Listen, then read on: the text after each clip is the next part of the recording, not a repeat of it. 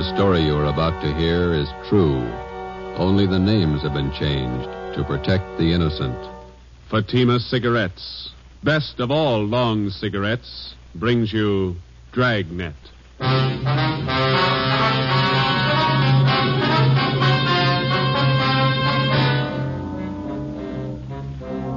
You're a detective sergeant. You're assigned to robbery detail.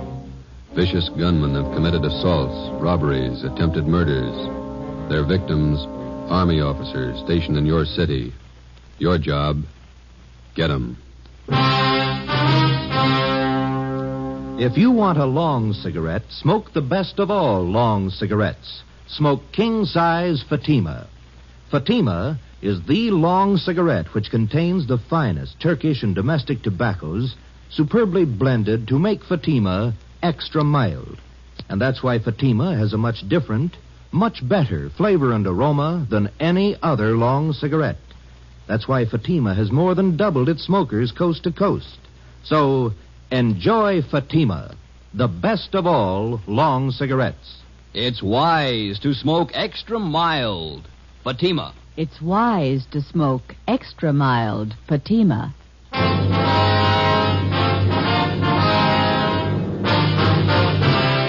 Dragnet, the documented drama of an actual crime. For the next 30 minutes, in cooperation with the Los Angeles Police Department, you will travel step by step on the side of the law through an actual case from official police files. From beginning to end, from crime to punishment, Dragnet is the story of your police force in action. It was Wednesday, February 3rd. It was cold in Los Angeles. We were working the night watch out of robbery detail. My partner's Ben Romero. The boss is Thad Brown, chief of detectives. My name's Friday. It was 1:45 a.m. when we got to Highland Park Division. Booking desk. Hi, Shepard. Hi, Friday, Ben. Hi. Brings you out here. We got one to book, Shep. You want to do the honor? Okay. Just a minute. I want to sharpen this pencil. Right. All right, Jackson. Take it easy. Yeah. Relax, huh? Jerks. Okay. Now, let me get a new form in the machine. All right, what's your name? Roy Jackson. Address? 414 Alabama Street. Age? 23. Location of arrest? 1730 West Hill, the old Ranger Tavern. Ranger Tavern. Time of arrest? 11:25 p.m. Charge? Suspicion 211 PC. PC. Come on, let's get this over with. Hey, you got lots of time. Let's check your property. All right, Jackson, everything out of your pockets. Put them on the desk.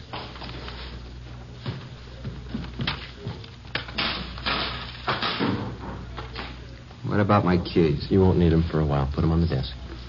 There. Oh, you forgot your watch. Take it off. All right. Yeah, that ring, too. Yeah. That everything? I'll shake him down. Yeah, that's everything. Okay, let me list it here. 1 brown man's wallet. Contents. I'll call them off to you, huh? Okay. 1 black pocket comb. Pocket comb. Got that. 1 keychain and ring with 5 keys. Good luck charm on there. 5 keys. Good luck charm, yeah? Let's see, there's 10, $11.63 in cash. 11.63. 1 man's wristwatch, Waltham. 1 man's ring. You got that? Yeah. Yellow metal, the ring. Ring. And the white stone. It's a diamond ring. That's gold. 1 man's fountain pen. Fountain pen. That's it. Yeah, okay. Just put all the stuff in the envelope.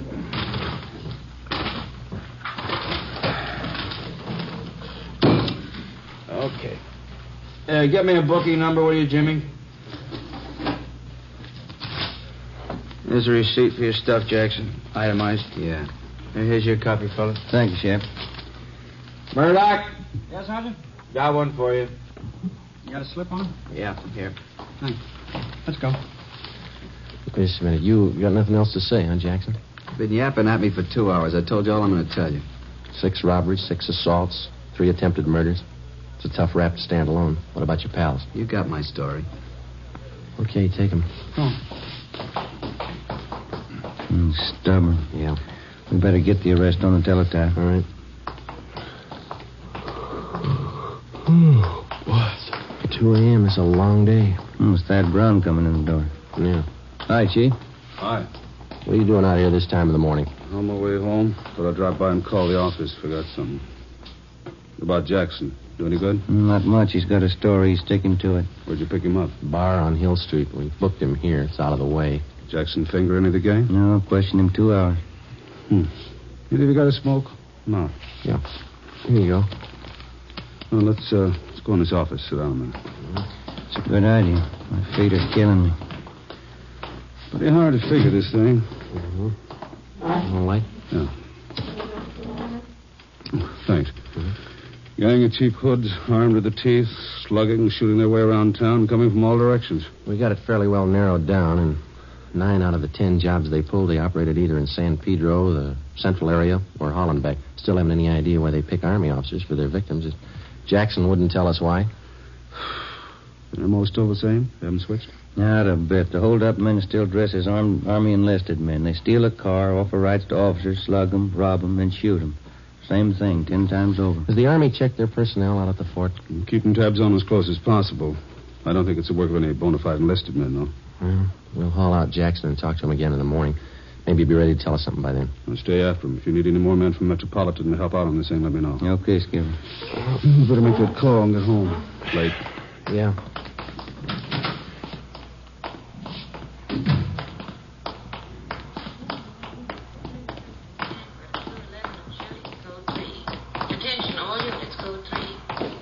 What was it, code 3, Shep?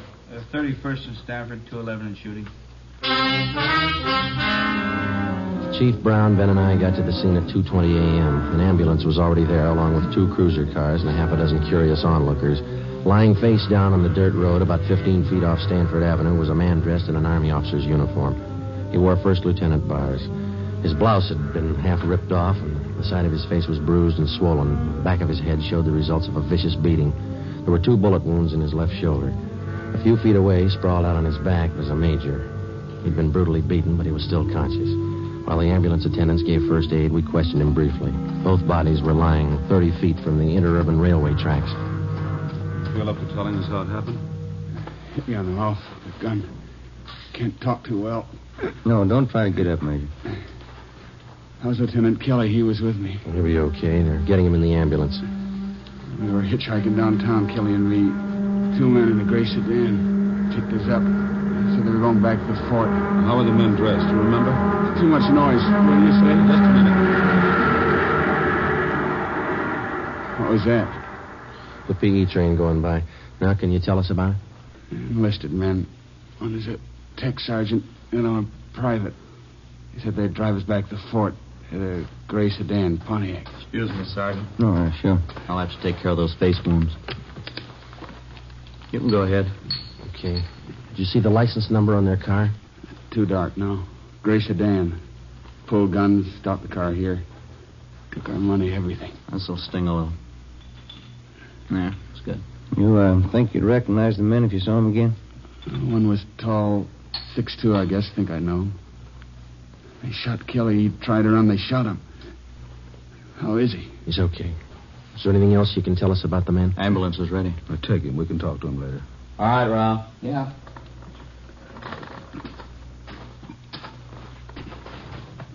All right, easy. Okay, let's go. Oh, it's not getting any better. They sure like to cut him up, don't they? Pretty good set of footprints over there. Tire impressions. Better call the crime lab. Yeah. 2 men in a gray sedan. How does that match up? Same M.O., Army officers. So one of the gunmen was tall. Mean anything to you? Well, most of the other victims gave us that description. Either the same tall guy works most of the jobs, or he's got a twin brother. The stats office make a run on the description for you? 4 different times. Nothing yet. I better get this new information on the air right away. Yeah. We steal a different car for every job, and the morning after we find the car, usually clean, no prints. This thing doesn't add up in my book. Army officers aren't loaded with... said Army officers aren't loaded with dough. These punks are after something else besides money. What do you mean? Well, for every dollar they steal, they break a bone. How does that shape up to you? You think they like to draw blood? I think so. I think they're pointing for murder. What's the motive, Chief? Oh, forget the motives. I don't care what their reason is. Somebody's robbing and shooting. It's our job to stop them. What's the trouble with motives? How do you mean? They always show up after the murder. 2:40 a.m. The crime lab crew arrived and went to work searching the area for evidence and taking casts of the footprints and tire impressions. The chief of detectives, Ben, and I drove back to Georgia Street Receiving Hospital in time to watch the doctor remove 2 .38 caliber slugs from the shoulder of one of the victims. From his ID bracelet, he was identified as Harold Kelly, 1st Lieutenant Signal Corps, U.S. Army. The other victim was Major Richard Farmer, Signal Corps. I initialed the slugs for evidence, and then we drove back to the crime lab and dropped them off. The next morning, before they were transferred to a military hospital for further treatment, we talked with Lieutenant Kelly and Major Farmer. We filled out a robbery report and one for a crime against person. At 5 minutes past 10, we checked back into robbery detail. Better see if we can get a stenographer in here. There's a lot of paperwork to catch up on. Yeah, I'm going to have to learn shorthand. Romero, Joe? Yeah, Ed?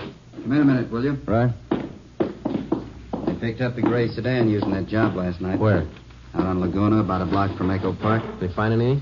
Nothing. The boys from Leighton Fingerprints called just before you came in. They dusted the car inside out. No luck. That Roy Jackson we picked up last night. Has homicide got the stakeout on his apartment? Yeah, Fremont and Tetrick. Nothing yet. What'd you find out at the hospital this morning? Well, we talked to Lieutenant Kelly and that Major Farmer again. Oh, they're still in bad shape. You have anything to add? No. We got their crime reports and a list of the property taken, gave it to pawn shop detail to put on the stolen property list. What are the hold-up men doing with all the stuff they grabbed? Watches, cigarette cases, men's jewelry? It's all on the stolen property list. Pawn shops have been alerted. It's not showing up. Robbery, Walker. Yeah, just a minute. You, Joe. Oh, thank you.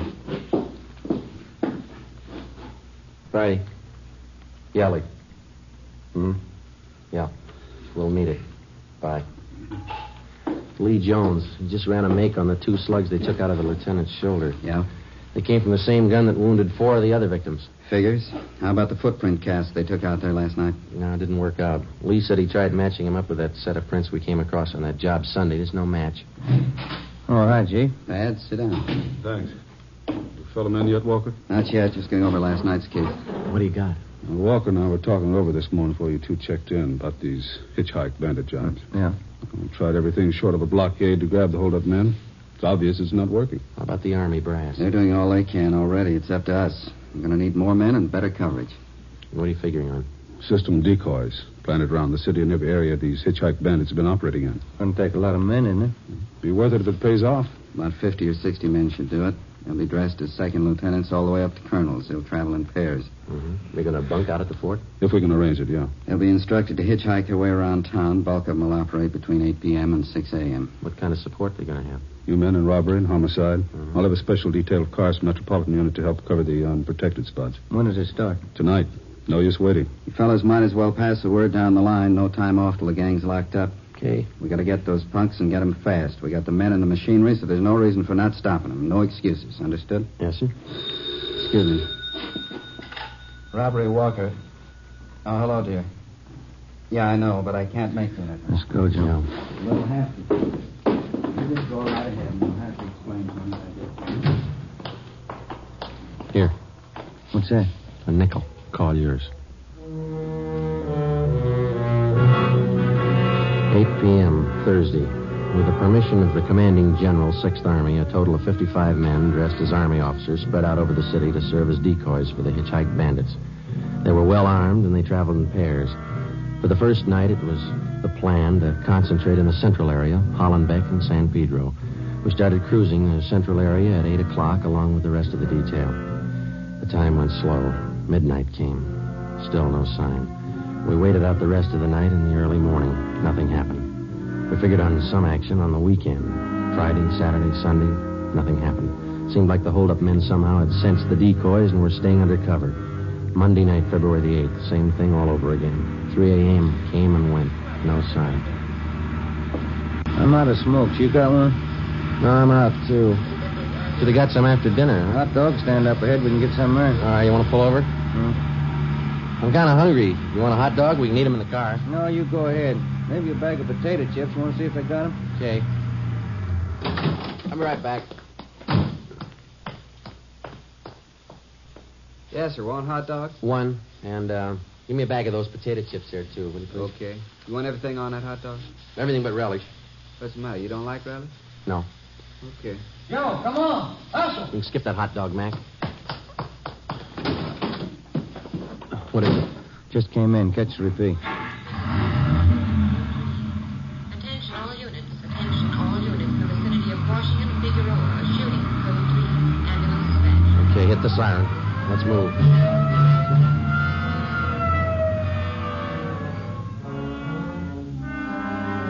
When we got to the scene, neither of the two victims were identified as police decoys.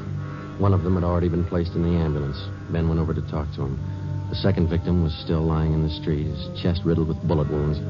Two figures bent over him, an ambulance attendant and a priest. That heavenly Jerusalem where God shall wipe away the tears from your eyes, where there shall be no more sorrow, no more sickness, no more death, where you will live forever in possession of that happiness which the eye hath not seen nor the ear hath heard, neither hath it entered into the heart of man what things God hath prepared for them that love him. Same setup, Joe. Hitchhike gang. Yeah.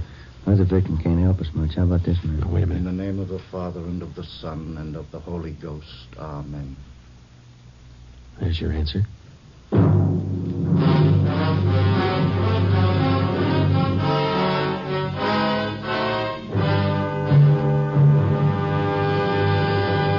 You are listening to Dragnet, the case history of a police investigation presented in the public interest by Fatima Cigarettes. If you smoke a long cigarette, it will be in your interest to listen to a typical case history of a Fatima smoker. It's the case of Miss Shirley Gelman, trained nurse in the city of Los Angeles, California, and this is her actual signed statement. Hospitals are short-handed these days, and nurses are working under pressure. I've found king-size Fatima just perfect when I'm off duty. They're extra mild, and even in the wee hours of the morning, Fatima tastes just fine. I urge all my friends to buy them. I agree. It's wise to smoke extra mild Fatima. And more smokers are discovering this every day. Actual figures show Fatima has more than doubled its smokers coast to coast. So enjoy Fatima yourself. The long cigarette, which contains the finest Turkish and domestic tobaccos, superbly blended to make it extra mild. You will prefer Fatima's much different, much better flavor. You will agree. It's wise to smoke extra mild Fatima. It's wise to smoke extra mild Fatima. The best of all long cigarettes.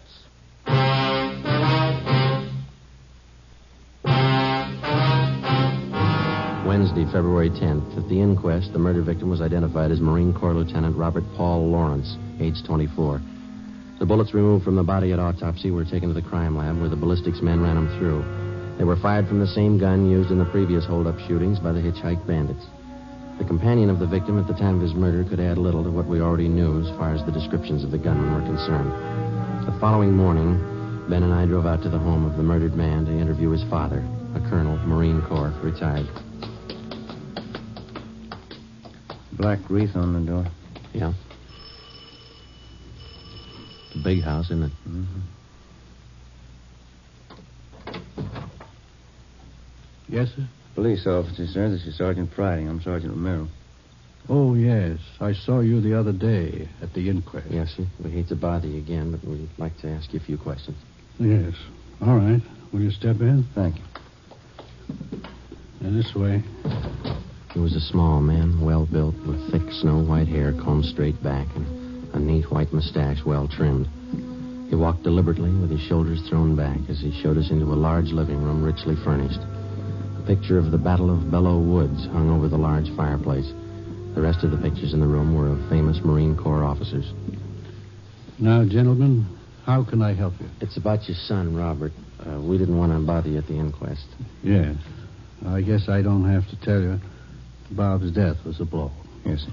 He's been staying here with me from time to time since my wife died last year. House this big needs people. Just myself, the wife gone. Yes, sir. We'll only take a minute. You see, everything had been taken from your son, and we'd like to find out if you know what personal property he was carrying at the time he was... Well, I don't know. I guess he had the usual things, a few dollars, his wallet, St. Christopher medal, silver, this watch. Was the St. Christopher medal valuable? Oh, not too much, no, not monetarily. And that watch? Well, yes, that was worth something, a pocket watch. I gave it to Robert when he was commissioned at Quantico. That's his graduation picture on the mantel. Here. This is Robert. Yes, sir. Mm-hmm. Fine boy, Sergeant. Robert was a good Marine. You think you could describe the watch for us? Gold pocket watch. Cost quite a bit when I bought it for him. There's some engraving on the inside of the cover. What is it? Says, from an old Marine to a young one. Signed, Dad. Mm-hmm. Anything else about it, sir? Very fine jeweler friend of mine made the watch. It has small chimes inside, and when you push the lever on the side, it chimes the hour and nearest quarter hour. Very clever. Yes, sir, I see. As far as you know, then, those are all the valuables he had with him. Yes. All right, Colonel Lawrence. Thanks very much. Oh, you don't have to rush off. Can I fix you a cup of coffee? Stay a while, won't you? I'm sorry, Colonel. We have to get back to the office. Oh. Well, let me show you to the door. I hope I've been of some help to you. You're not feeling too well. You've helped a lot, sir. Thank you. Thank you. Goodbye.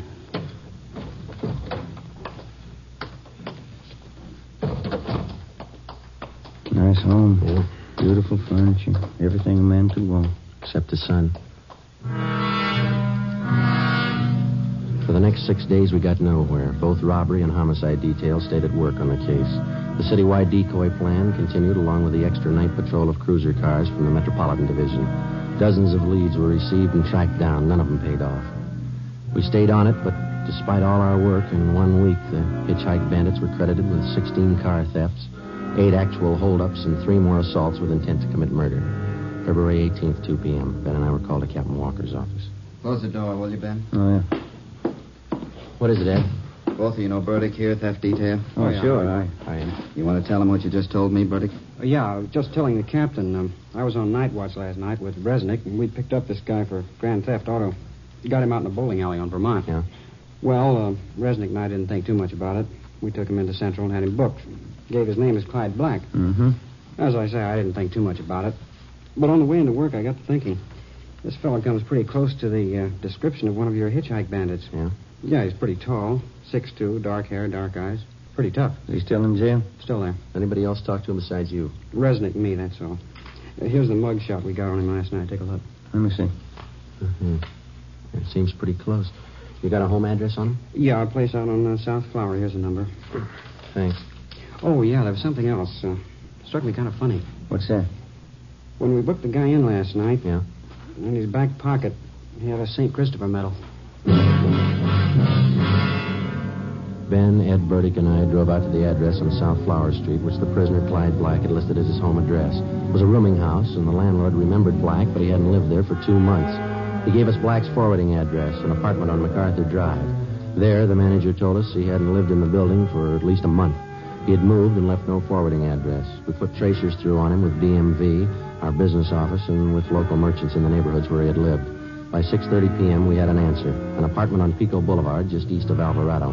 At 7 o'clock, we were on our way up in the elevator to the 3rd floor of the apartment house.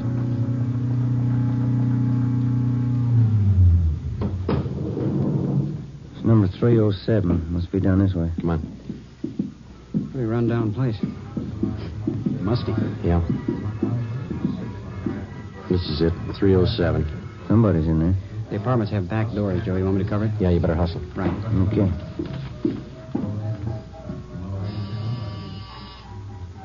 Stop talking.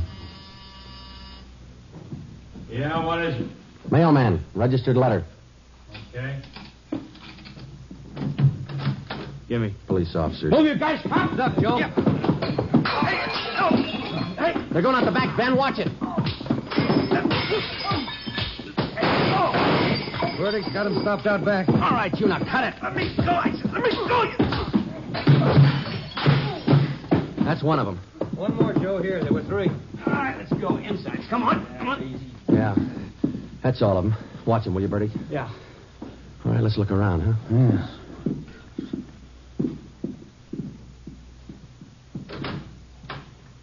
Take a look. Yeah, enough uniforms for an army. Before we left the apartment, we searched it thoroughly and found dozens of personal valuables, watches, rings, and wallets. There was also a .38 caliber Colt. We took the 3 men downtown and booked them at Central Jail. Then we dropped off the gun that we found at the crime lab for a ballistics check. 8:35 p.m., we brought suspect Clyde Black to the interrogation room. Captain Walker, Ben, and I confronted him with the evidence. Here you are, Black. Take a look at these.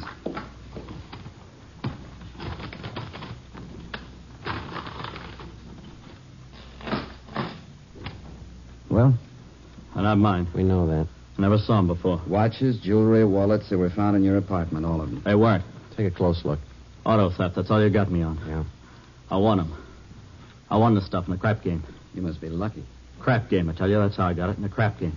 Why not do it easy, Black? Let's call a stenographer and get it over with. How much evidence do you want? I didn't do it. I get it. Interrogation room Friday. Yeah. All of them? Fine. Thank you. The gun, Black. They checked it. I didn't do it. Your gun killed that Marine. Your prints are all over it. It was one of the other guys, Max. Max, it was him. Him and Johnny. You ready to dictate a statement? Put them on the file. Why me? You talk to Max. Talk to Johnny. Ed, hand me that, will you? Yeah. Here. Thanks. We got this watch out of your apartment, too, Black. Where'd you get this? Which? This one right here, the pocket watch. I don't know. Don't tell us you won it in the crap game. It's not mine. I never saw it before. Beautiful watch. It's engraving on the inside cover. Yeah, look here. From an old Marine to a young one. It's not mine. Let me show you how it works. Push this lever here, see, on the side?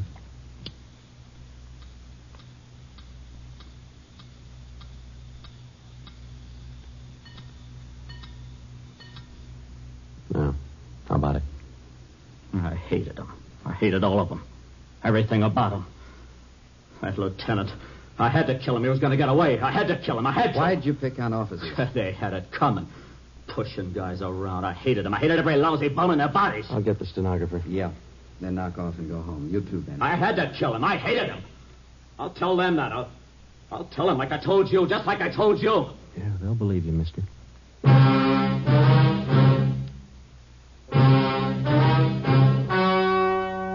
The story you have just heard was true.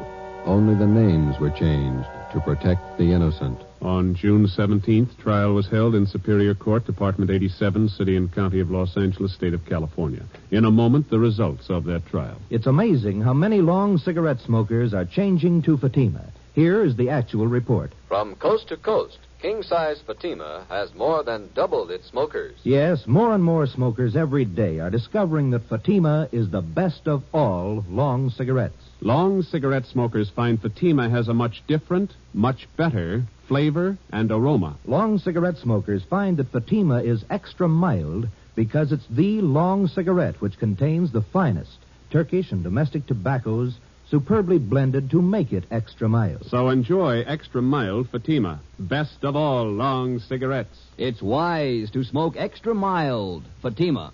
It's wise to smoke extra mild Fatima.